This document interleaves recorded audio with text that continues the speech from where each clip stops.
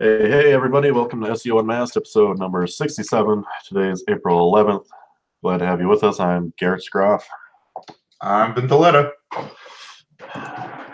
And there's no Steve this week. He's, where is he? He's in Philadelphia. I mean, he could be here, but he's chosen not to. Proctologist appointment. Yeah. Came all the way here. Needed a man with a big thumb. Proctologist in the world. What's new? Nothing, just, I think we have to block, John Gerber in timeout. We're off to a great start today. Yeah, we, as I was just saying before we started the show, you know, one of my affiliate sites continues to lose traffic since the March core update. So we're going to slam the site with a bunch of new content, about 100,000 words over 70 articles or so. I'm also removing all of my internal links from that are pointing to e-commerce category pages, and I'm going to repoint those to the product roundup articles that we do, because the roundup articles are absolutely killing it with rankings and traffic. And then from there, we're probably just going to slam our link building efforts. Our biggest competitor is getting about 100 new links a month. Oh wow! Yes. Compared to our like 20 or 30. So we gotta beef up our efforts to match that. So that's what I'm doing. And yeah, how about you? Well, same old. Doing link building. That affiliate site that I had you do content for earlier this year is getting calls, or not affiliate site, but a lead gen site for up here in Minnesota. That's doing well. Yeah, I gotta check those out and make suggestions for you, so you can buy more content from me. But what's up with 24 hours of SEO? Is that all up yet?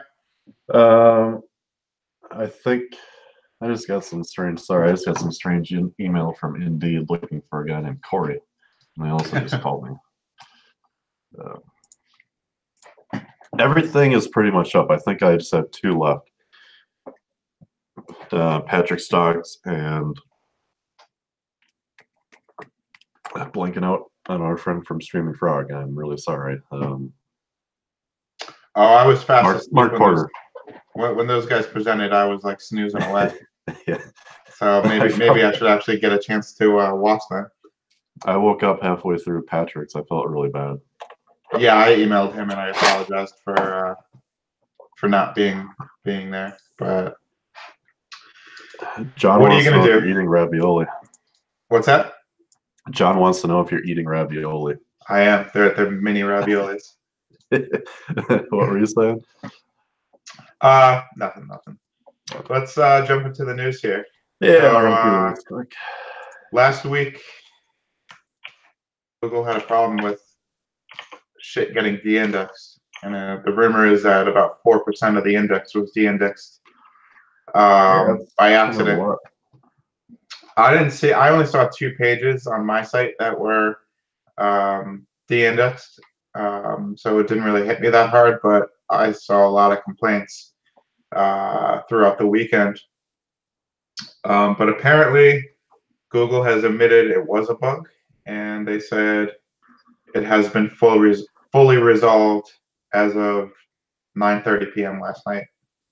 So yeah, I didn't notice any traffic drops on any of our sites, so I didn't really bother to look, but I did see quite a few people complaining. Yeah, I'm trying to see if my page got re-indexed. Let's see. Not yet. I know I'm gonna submit it to Search Console right now, and we'll see how fast that works.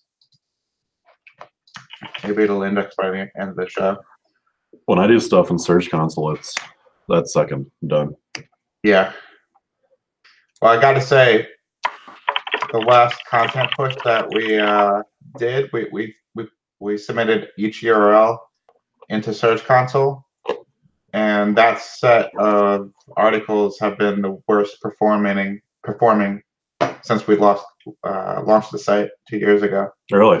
Yeah, so I don't know if it was just a mix of the updates, and I shouldn't even worry about it.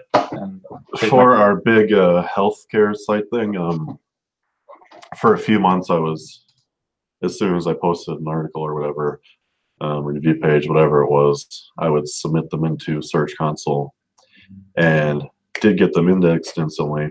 But I never saw a good or bad correlation between getting any extra quicker rankings or maybe getting sandboxed for a longer period of time.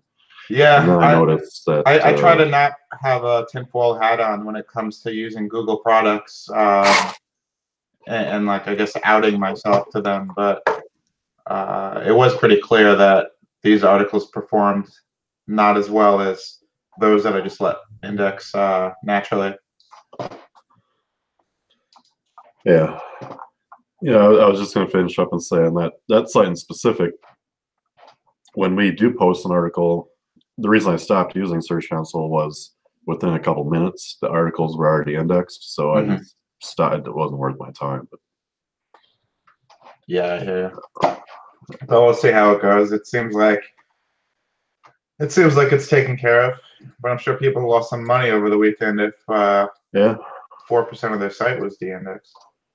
Yeah, it'd be interesting if anybody had any data on, was it certain industries, certain verticals that got de-indexed, or maybe it was across many verticals but different qualities of sites, like a mistake happened. Yeah. You know? I mean, honestly, man, it kind of seems like this March core update is still being worked out, and I'm sure that this was a result of that. Well, I shouldn't say I'm sure, but I wouldn't be surprised.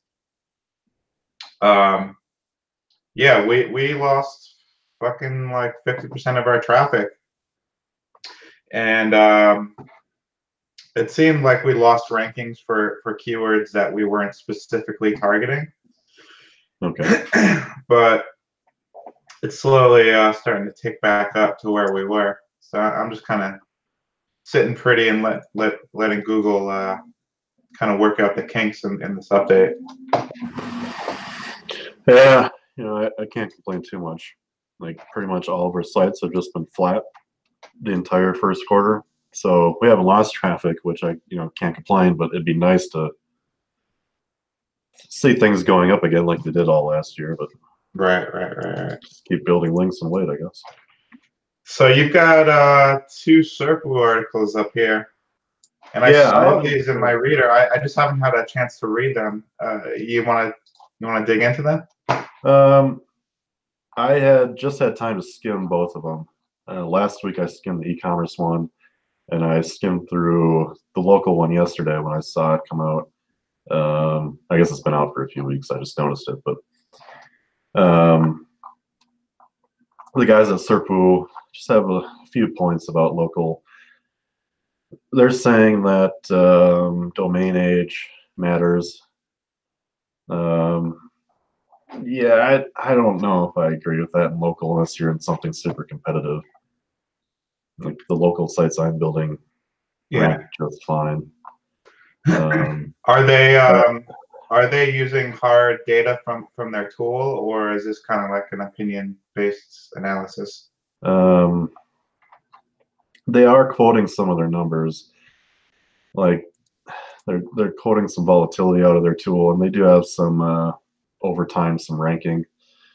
You know that graph they do where you put like the 10 competitors in or 15 or whatever it is, and it tracks over like the year. Right. It's like they have some data for garage door repair Miami, so that might be kind of competitive. They say desktop volume 170, so for local that's starting to get a little competitive, but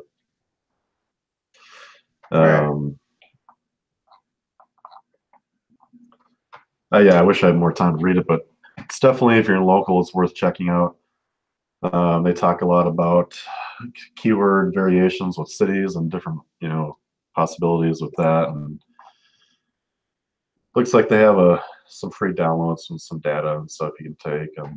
Yeah, this is pretty in depth from what I've seen on their blog in the past. It's Yeah. kind of awesome. Yeah. And how about the e-commerce one? Did you get to dig into that? No, hardly at all. I was just gonna say quick the local thing. About Yeah. 2/3 of the way through, they say they have some data that no-follow links that are extremely relevant have showed ranking increases the past few years now. So it's gonna. I think it's so funny that they use this girl for all their videos. Do you know that's like the Fiverr girl? She's like the number one seller on Fiverr. E-commerce. What's that? Where's the video? I'll show you in the chat here. That girl that they're using, I don't think she works. Oh yeah. No, just like, we've actually used her in the past too. And, oh yeah. And Fat Joe has her over all their advertisements. Really? Yeah, she's like everywhere in digital marketing. That's funny. I think she just stumbled upon it too. I think she started getting all these orders from guys. She's been working with C. Carter for years. People actually thought she was Carter for a while. Yeah, I remember seeing her pop up on Wicked Fire in some of his posts, and I just started to laugh because back in the day when I would use Fiverr for whatever I used Fiverr for, I would see her all over there. But yeah, if you're in e-commerce, this post will be good for you too. I'm trying to get into the summary here. E-commerce SEO is enjoying several factors we have seen in prior studies. Age domains work, no follow backlinks seems to be working, longer content, priority usage of proper placement of priority keywords, and there's some unique things going on in the e-commerce niche. Lots of images and with proper alt text seems to be working.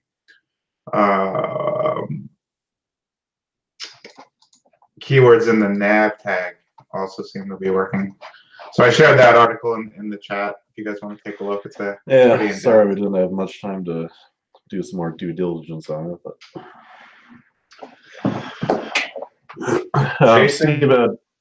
Steven put up a tweet from Jason Goldberg. With so much content locked up in mobile apps these days, isn't it interesting that all mobile app stores rely on human curation/moderation, like circa 1994 Yahoo, rather than user preference signals style approach like Google PageRank? I had never really thought of that before. It's kind of an interesting point. Jesus, isn't it interesting that all mobile app stores are on human? Yeah, I guess with the human element, you're opening yourself for preference and people playing favorites and all that kind of stuff. If you did it algorithmically with user signals and whatever else goes to ranking something in an app store, that seems like. Yeah, well, what if you had? I really don't know the whole environment of apps well, but let's say you had like a bunch of calendar apps like Google Calendar and Apple Calendar and everything in the Apple Store or whatever the fuck. Does the Apple Store track first how many people downloaded it, like then the reviews that they gave it, like 4 or 5 stars, and then the average lifespan of using that app? Did someone use it for a day and quit? Did someone use it for a month and then switch to a different calendar? Right. Does the App Store track that? I have no idea. I would assume it does, but. Man, I'm starting to feel old. I like don't download any new apps anymore. I don't even know what the popular apps are these days. You know, I'm talking like social apps that I guess would be popular in the college crowd. Yeah, I don't know. I can't stand using Snapchat anymore. And I use Facebook Messenger.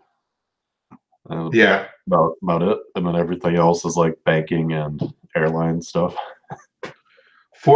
Fortunately, with our sites, we're going to roll out social procedures for any market we can get our hands on. So we're starting with Pinterest and Instagram, but you know we'll start to scale out to Snapchat and some of the other ones that are out there. Digital ear. That's put Butler in the chat, right? I think that he said that it doesn't. It just tracks the downloads. And he said it would be nice if they tracked the active or shared the active data. Yeah, I'm sure there's a privacy issue there too. Yeah, that's exactly what he said. Pain in the ass. So, canonical tag, negative SEO from Bill Hartzer. I didn't get to read this one, but I can imagine the shenanigans going on. Yeah, it's not something I really thought about it. We had a client that had did a huge rebranding, moved domains and everything, and lost a bunch of traffic, and they were able to get everything back by properly implementing canonical stuff. And I've never even thought of how damaging it could probably be using canonical tags in a negative way. What are people doing? They're making their stolen article the canonical, and then the actual original one is getting tagged as duplicate content. Yeah, something like that. And it looked like they were Google was even de-indexing the original URL and ranking like the fake version. I know there was a spammer that completely scraped my site, and my brand name is 2 words, and all they did was buff the word 1 - word 2. It's still up, actually. It's ridiculous. I gotta do a DMCA request here. Oh yeah. Shit is indexed too. Sucks. Yeah. I feel bad this week. It's like I'm totally out of the loop on all the news that I put up. I meant to read it and then never read it, and it's just here. Yeah. But whatever. Okay. So what is the Google Discover thing? Like, one, is that like the stumble upon version of Google's version of it? I think it's Google Discovery is a stumble upon ripoff, which basically is like when you log into Google and you just get to google.com. Let me just get the actual answer. It's only on mobile, right? Is that what it is? I guess when you're logged in, it's going to show you a feed of things that might be interesting to you. But on desktop, I don't get anything, so I don't know. I assume Barry makes it sound like it's only on mobile. Yeah, and I don't let my computer track cookies, and I clear my cookies like daily, so I don't think it would ever work. Let's see here. Clint had a comment that canonical tag negative SEO is awesome for online reputation management when dealing with those sites that require pay for removal.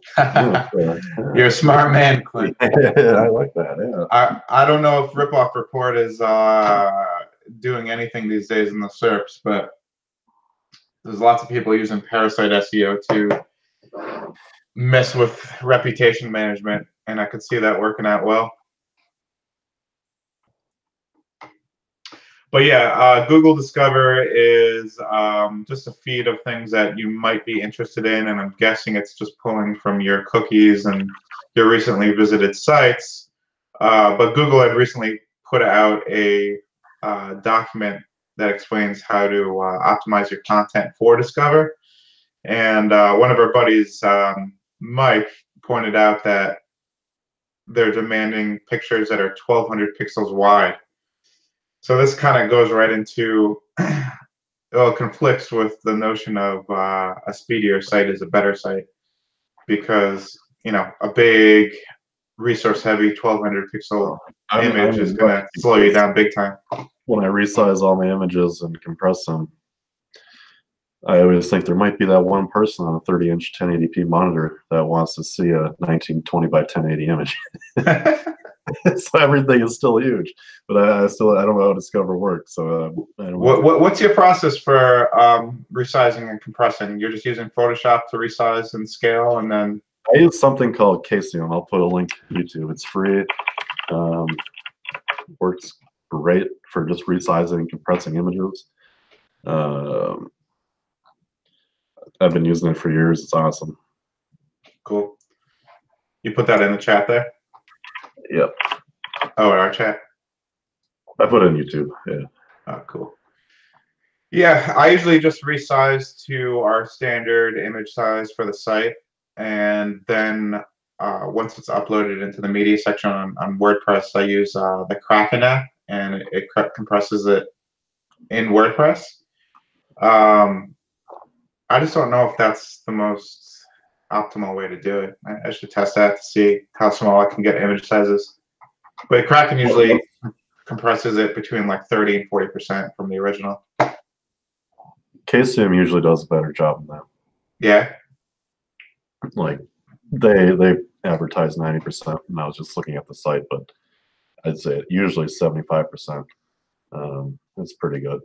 Interesting. I'm gonna check that out. I would think that the plugins in WordPress, they probably do an okay job, but compressing images by quite a big ratio is somewhat resource intensive for a small amount of time. So I don't know how aggressive they can actually be, because imagine how many people are running shared hosting or something where you can't afford to use like 100% of your CPU for 10 seconds. If you're Clint doing says Smush Pro and EU will take the default image and create size versions for different applications on your theme.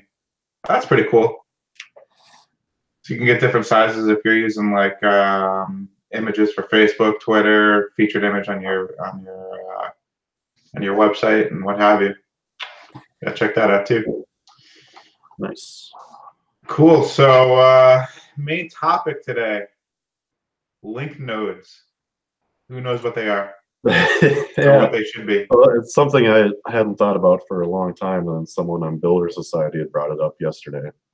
It was in one of the threads, or probably the thread about the most recent March update thing. And I can't remember the name of the individual, but they thought the update had something about common link nodes in the past were devalued. And it was kind of, link nodes used to be an idea that, a relatively unproven idea, that there were certain websites in the index, like quite a few of them, obviously, like thousands and thousands and thousands, that held quite a bit of authority. And Vin had said before the show, the closer you are to a link from that node, the more power, more authority Google places on your site. So basically think like, the top 500 ranked Alexa sites. And these are the biggest sites in the world. If you get, it's 6 degrees of separation. If you get a link directly from one of these sites, it's going to be a very powerful link, or that's the idea. And you'll have more trust and authority in the eyes of Google, which will result in higher rankings. Now, if you got a link from a site that one of these nodes link to, so 1 degree of separation, it's still powerful, but not as powerful as getting linked directly from the node. And if you get, you go down the chain. If you're the 6th site linked in the chain, it's much less powerful than if you were linked to directly from the node. And like Garrett said, this was never proven. It's very logical that Google, has tagged, X amount of sites as the trustworthy sites, and these are the sites you want to emulate and get links from. But there's never been any proof about that, I don't think. But people are opining that part of the update was that they devalued these link nodes or lessened their weight. Isn't that how trust flow works? Garrett, you could talk about trust flow better than I can. I don't use Majestic. I really can't, because I don't use it. Yeah, I'm not a Majestic user. Okay, sorry. I think we have like one client, and Steve's the one that works directly with Majestic on it. And I just don't like using metrics, so I don't. Yeah, I find third-party metrics to be just made up, so I just pick one and stick to that. But I've heard that TrustFlow is the one to stick with over citation flow if you're going with Majestic metrics. Trust flow is a metric trademarked by Majestic that analyzes how trustworthy a site is by measuring its quality. Yeah, so Clint's saying it basically they base the trust flow off of the Majestic Million, and the node concept comes from a Google patent. Yeah. So the node concept has been confirmed as something that's real, Clint? Seems that way. Interesting. I was just surprised someone mentioned it. I really haven't had, I can't remember someone talking about it for probably a decade, to be honest with you. Yeah. Yeah, it was kind of funny. It wasn't last week. I was like on a mini rant of like not understanding fundamental basics, and it's like learning math, and then you try to teach yourself calculus, but you can't do algebra. And now it's like I don't remember a fundamental thing that matters for like the end game of PageRank flow and all that fun stuff. Yeah. You know, I kind of think that it's because most of the nodes are going to be your big editorial sites and social sites, and most of those are no following their links now, or have had their links completely devalued because of the abuse. So, you know, yeah, domain authority stacking was based off the node concept. Exactly. I was doing that like 2 or 3 years ago, and it worked well, but on my newer sites, it just doesn't seem to have the same power punch that it once had. Domain authority stacking was like the concept of basically creating like a link wheel with high domain authority sites, and then they were all interlinked together in random ways, and certain ones linked to your site and certain ones didn't. And the idea was that the link juice would bounce around kind of like an echo chamber throughout this network of high domain parasite pages. And by the time the link juice hit your site, it would be so high, and you would get a big, bump in trust and authority, which would increase your rankings. But I think Google got wise to that concept. But yeah, I don't know if you were to test that, how would you go about testing that today? I don't know. See, Circle again put out a list of high trust sites that you want links from. Let me find that. Trust links. 35 sites which increase your domain's trust.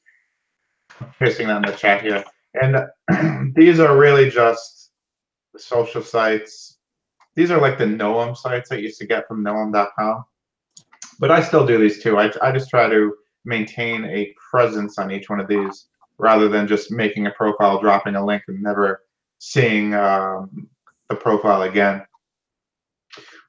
In today's environment, yeah, staple profiles, exactly, Tristan. In today's environment, I think you should build these and maybe hit them once a quarter with an update. Just to have your spread nice and even out there. But doing hundreds and hundreds of these profiles like people would do back in the day, I think that's probably unhelpful or not necessary.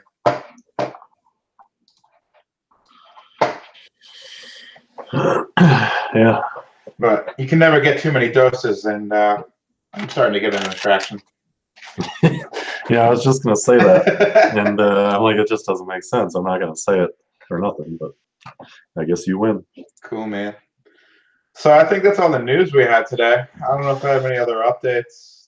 I'm just, we're going to a bunch of conferences. I'm waiting for my points for my my Platinum Delta card, and once I get those points, I can book a free flight to, where are we going? PubCon, Florida in October. Vegas. So that, yeah, Vegas. And we're also hitting Brighton SEO in September. I have a room booked for MN Search in June, but I don't know if I'll be making that. And you guys are hitting up Barcelona Affiliate World, right? Yep, in July. Fucking dropping an arm and a leg on that one. I don't Yeah, know. you're not gonna go. Are you gonna go to Barcelona or not? I'm not going to Barcelona. What's SEO spring training? I gotta check that out. I don't know. I haven't heard of that one. If we ever get to putting up an SEO Unmasked website, we should do like a list of conferences and a list of like tools that we use and all that shit. Jordan Pierce, I see that guy floating around. SEOspringtraining.com. Oh, this looks pretty cool. Kyle Roof. Oh, Clint's gonna be there. Cool. There you are, Mr. Clint. Marie, she hangs out, or she's partners with the Moon Girl, right? That does on-page stuff. AK87, have you guys heard of Value Penguin being sold? I have heard that, but I don't know who you are, and I was told not to say who they were sold to. But yeah, they're sold. Yeah. That was a pretty big buy, right? 105 million. That's insane. So I think that would queue about 50,000 ripoff sites in the next 6 months.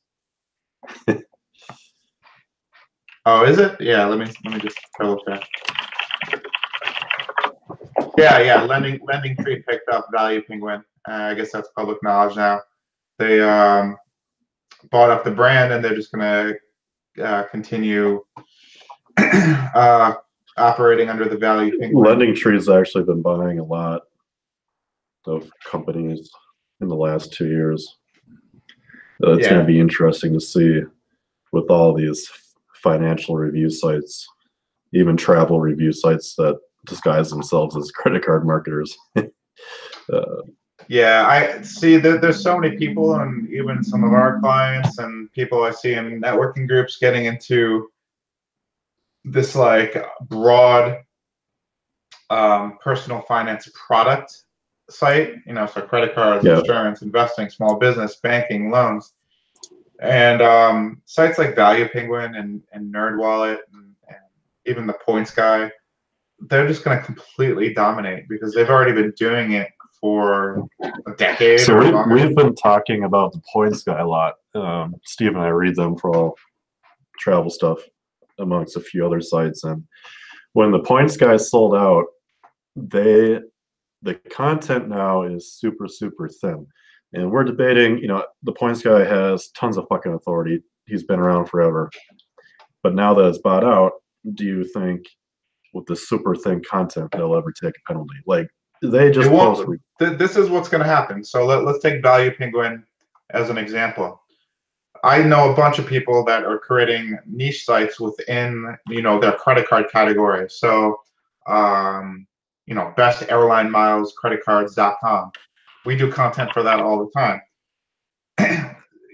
Back even as recent as 2 years ago, you could do that and you would be able to rank for those keywords because of your relevance to the sub niche, right?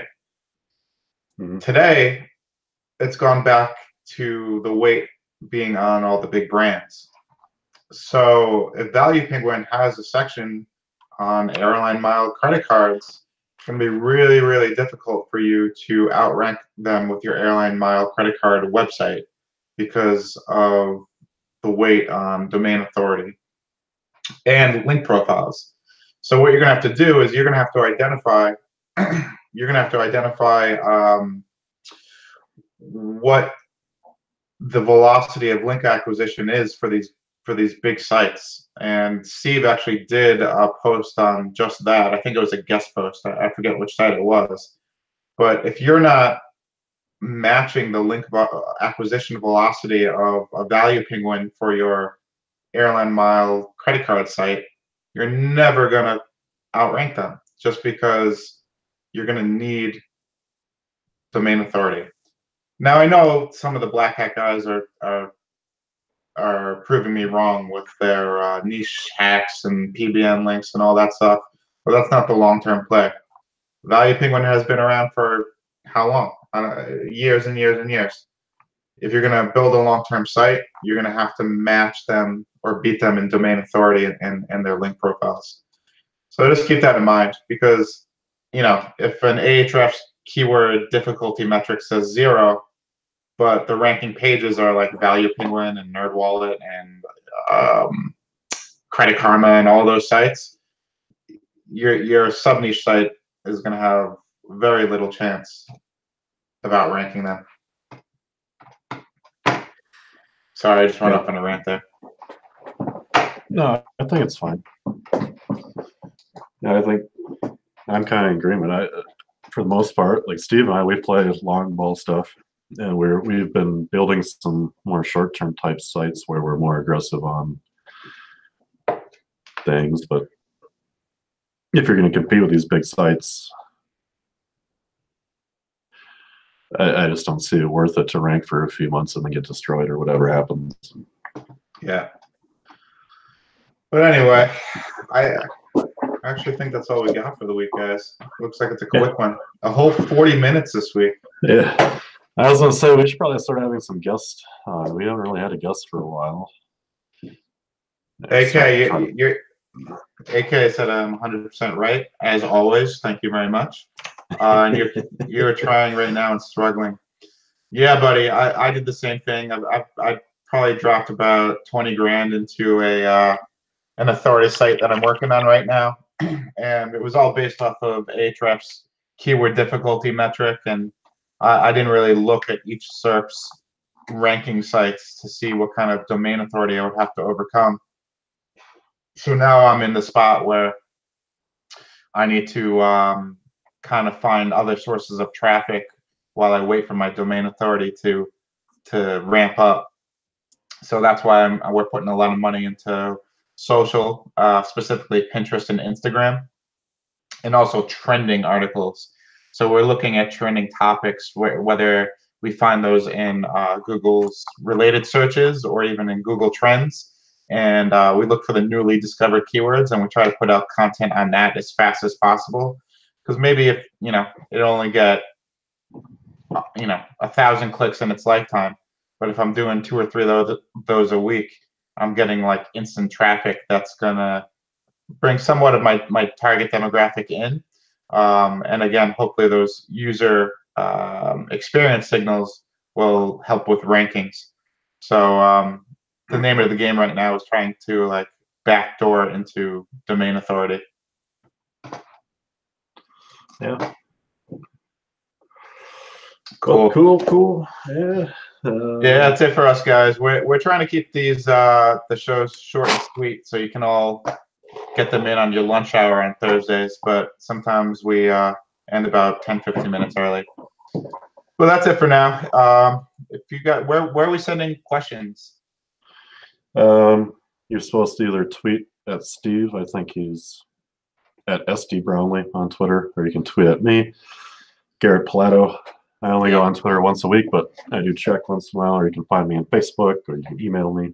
Yeah, guys, we definitely want to have a question and answer segment to the show. If you're interested in coming on the show, whether you want to talk about stuff that you are kind of an expert in, or you want help with something, we haven't had a guest for a long time. We used to have guests that varied from everything. People that had no idea what they were doing in local search. Like we had a friend of mine that we helped. He was supposed to start a business. I think he's watching right now. He was supposed to start a business, and we helped him do all this work and like a tutorial. He just never did it. But yeah, so all sorts of cool stuff. Mark asked us to put the Twitter handles in the description, along with tag us and with questions. I will do that now. All right, cool. We're rambling. We're done, guys. Yep. We'll see you next week. Thanks all a right. lot. See you guys. Thank you. Take care.